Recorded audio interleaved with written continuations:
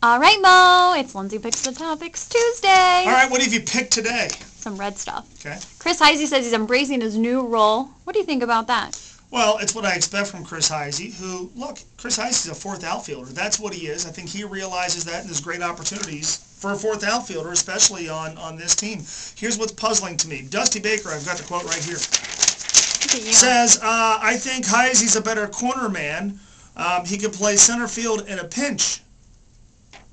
Last year, he started 34 games. That's like a fifth of the schedule. He's played 65 starts in center field since 2010.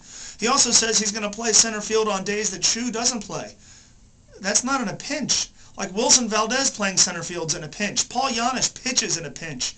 You don't start a guy 34 times. That's not a pinch. You don't play a guy in the days you want to rest Chu. That's not a pinch. So yet again, we can't define what Chris Heisey's role is. I don't like it. Are we already counting Aroldis Chapman starts? Yeah. Look, it's going to be really intriguing. I don't think there's a wrong answer here. I think the truth is in the middle. He's not going to be fantastic, and he's not going to be a total flop. I just hope to God the Reds are really secretive when it comes to the innings total, so we don't have the circus we saw in Washington last year with Steven Strasburg.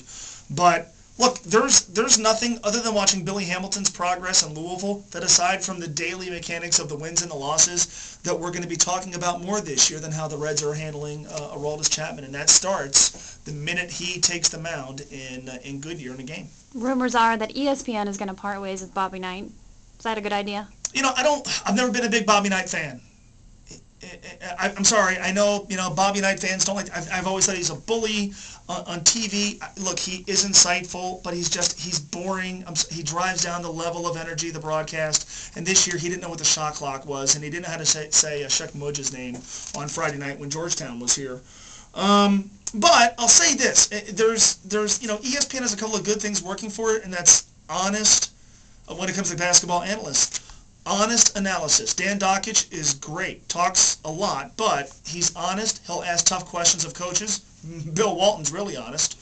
And Bobby Knight doesn't sugarcoat things. And I think sports broadcasts need more of that. So from that standpoint, I wish they would still find a role for Bobby Knight as long as he's willing to remain objective, which, as UK fans would attest, he's not always willing to do. All right, last thing.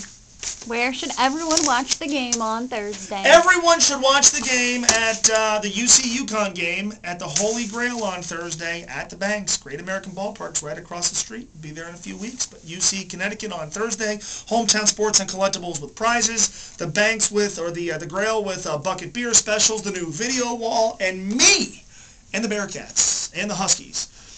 So be there with us. Tweet me, whatever you want. At MoEgger1530. Send me an email, mo@espn1530.com. And if you are nice, I'll send you my phone number and you can start texting me.